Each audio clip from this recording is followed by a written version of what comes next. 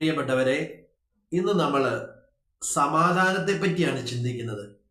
എല്ലാവരും ആഗ്രഹിക്കുന്ന ഒന്നാണ് എൻ്റെ കുടുംബത്തിന് സമാധാനമുണ്ടാകണം. പലവരും പ്രാർത്ഥിക്കുമ്പോൾ പറയും, എനിക്ക് വേണ്ടി പ്രാർത്ഥിക്കണം, എൻ്റെ കുടുംബത്തിന് വേണ്ടി പ്രാർത്ഥിക്കണം. എന്തെന്നാൽ സമാധാനമില്ല.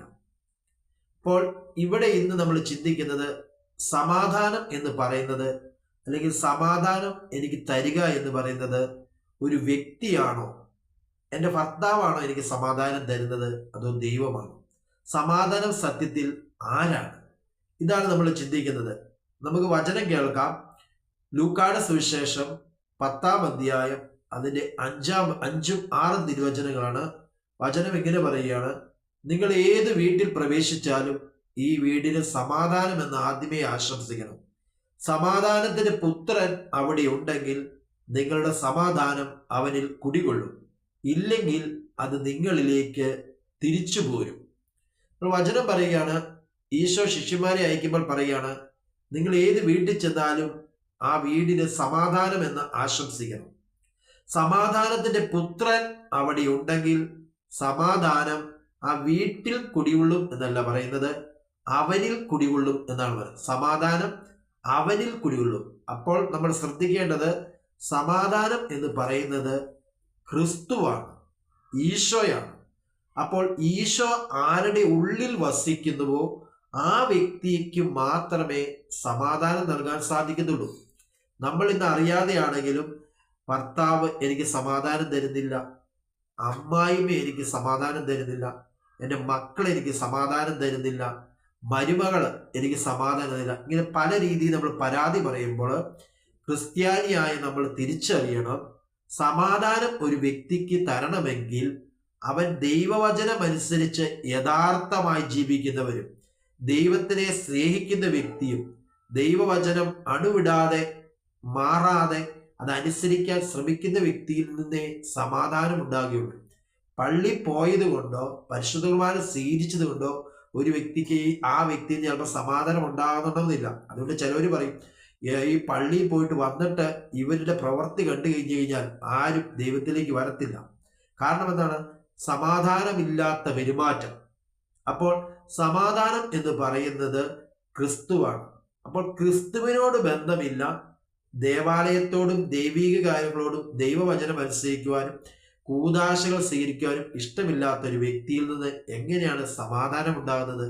ആ ചേച്ചി ചിന്തിക്കുകയാണ്, അല്ലെ കുടുംബത്തിലുള്ള ഒരു വ്യക്തി ഇങ്ങനെ നടക്കുന്ന വ്യക്തിയിൽ നിന്ന് ആ വ്യക്തി എനിക്ക് സമാധാനം തരും എന്ന് വിചാരിച്ചാൽ ഒരിക്കലും നടക്കുകയില്ല. കാരണം ക്രിസ്തുവാണ് സമാധാനം. ക്രിസ്തു എൻ്റെ ഉള്ളിൽ വസിക്കുമ്പോൾ എൻ്റെ വചനമനുസരിച്ചുള്ള ജീവിതം, കൂദാശകളുള്ള ജീവിതം, സത്യസന്ധമായി യഥാർത്ഥമായി ഈശോയെ സ്നേഹിക്കണമെന്ന ആഗ്രഹം, ഇതിൽ നിന്നാണ് ക്രിസ്തു എന്നിൽ വസിക്കുമ്പോഴാണ് എനിക്ക് സമാധാനമായി തീരുവാൻ പറ്റുള്ളൂ. അതുകൊണ്ട് വചനം പറയുന്നു, സമാധാനം സ്ഥാപിക്കുന്നവരാണ് ദൈവത്തിന്റെ മക്കൾ. പള്ളിയിൽ എല്ലാ ദിവസവും പോയത് കൊണ്ട് ദൈവത്തിന്റെ മക്കൾ നമ്മൾ ആവുമോ? ഈ സമാധാനം നമ്മൾ കുടുംബത്തിൽ കൊടുക്കുന്നില്ലെങ്കിലോ, പള്ളിയിൽ പോയിട്ട് വന്നിട്ട് വീട്ടിൽ വന്ന് കലഹമാണെങ്കിലോ, പള്ളിയിൽ പോയിട്ട് വന്നിട്ട് മറ്റുള്ളവർ അടിപിടി പിടിക്കുകയാണെങ്കിലോ നമ്മളിൽ സമാധാനമില്ല. അപ്പോൾ സാധാരണ ചേച്ചിമാർ തിരിച്ചറിയേണ്ടത്, എൻ്റെ ഭർത്താവിന്, എൻ്റെ മക്കൾക്ക്, എൻ്റെ കുടുംബത്തിലുള്ളവർക്ക് ക്രിസ്തുവുമായിട്ടൊരു യഥാർത്ഥ ബന്ധമില്ലെങ്കിൽ, കൂദാശകളുമായിട്ട് യഥാർത്ഥ ബന്ധമില്ലെങ്കിൽ, ദൈവവചനം അനുസരിച്ച് ശ്രദ്ധിക്കാൻ പറ്റാത്ത വ്യക്തിയാണെങ്കിൽ ആ വ്യക്തി എങ്ങനെ എനിക്ക് സമാധാനം തരും? അപ്പോൾ എനിക്ക് എവിടുന്ന് സമാധാനം കിട്ടും? ഇതാണ് നമ്മൾ തിരിച്ചത്.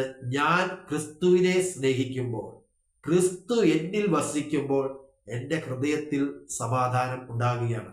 ഒരു വ്യക്തിയല്ല എനിക്ക് സമാധാനം തരുന്നത്, ക്രിസ്തു എൻ്റെ ഹൃദയത്തിൽ വസിക്കുമ്പോൾ എനിക്ക് സമാധാനം ഉണ്ടാകുകയാണ്. അതുകൊണ്ടാണ് പരിശുദ്ധ കുർബാനയിൽ നമ്മൾ കാണും, ഹല്ലേലൂയ എന്നുള്ള പാട്ട് പാടി താഴേക്ക് വൈദികൻ വന്ന ശേഷം തിരുവചനമുയർത്തി സമാധാനം നിങ്ങളോടുകൂടെ എന്ന് പറയും. കേട്ടോ, സമാധാനം നിങ്ങളോടുകൂടെ. സമാധാനം ആരാ?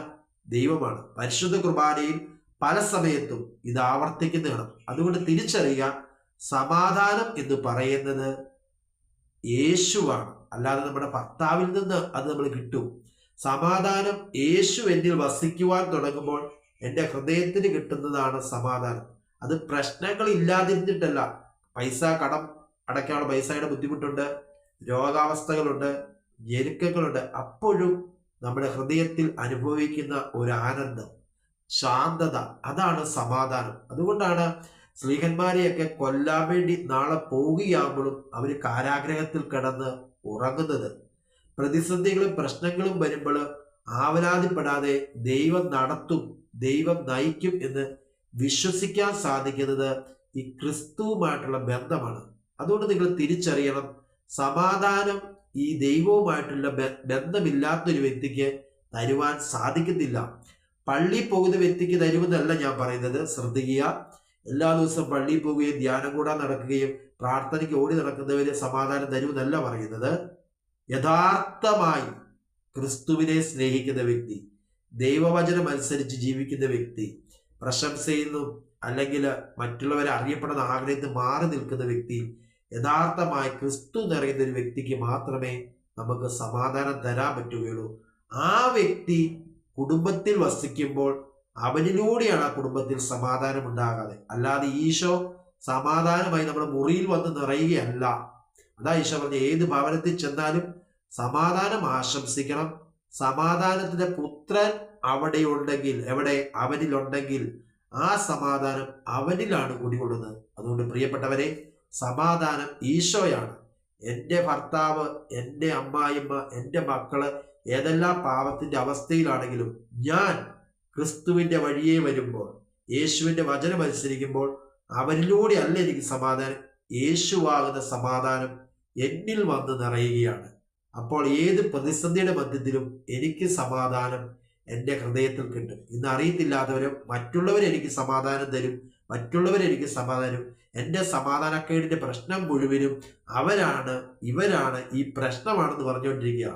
ഈ പ്രശ്നമോ അവരോ ഇവരോ അല്ല. എൻ്റെ ഹൃദയത്തിൽ സമാധാനമില്ലാത്തതിൻ്റെ അവസ്ഥ എന്നിൽ ക്രിസ്തുവില്ല എന്നുള്ളതാണ്. നമുക്ക് തിരിച്ചറിയാം, ഈശോയോട് പ്രാർത്ഥിക്കാം, കർത്താവേ സമാധാനം കൊണ്ട് എന്നെ നിറയ്ക്കണമേ. ഞാൻ ചെല്ലുന്നിടത്തെല്ലാം ഫ്രാൻസിസ് ബ്രാച്ച് പോലെ എന്നെ ഒരു സമാധാനത്തിന്റെ ഉപകരണമാക്കി തീർക്കണമേ. ഈശോ നമ്മളെല്ലാവരെയും അനുഗ്രഹിക്കട്ടെ. ആമേൻ. God bless U.